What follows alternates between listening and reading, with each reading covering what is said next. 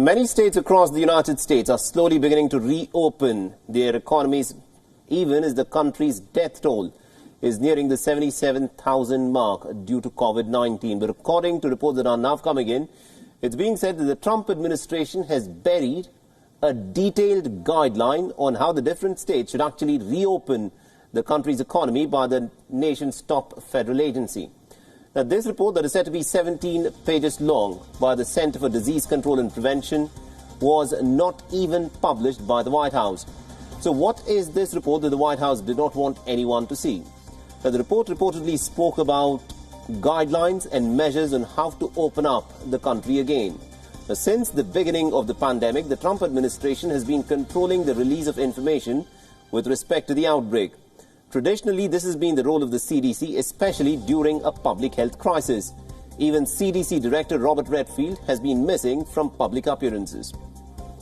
Meanwhile, US President Donald Trump and Vice President Mike Pence have tested negative for COVID-19. And this comes after a member of the US military who works at the White House as a valet was found infected with COVID-19. But even this scare, neither Trump nor Pence were seen wearing masks in an Oval Office meeting. But even as the United States is taking steps to reopen its economy, House Speaker Nancy Pelosi has laid out broad outlines on the next coronavirus aid bill for the country. Now, this aid bill will majorly focus on three aspects. Firstly, with additional aid to state and local governments. Secondly, more money for coronavirus testing. And as she said, putting money in people's pockets remains the key in ensuring that Americans tide over the crisis in a much better way, isn't it? Honor our heroes, state and local.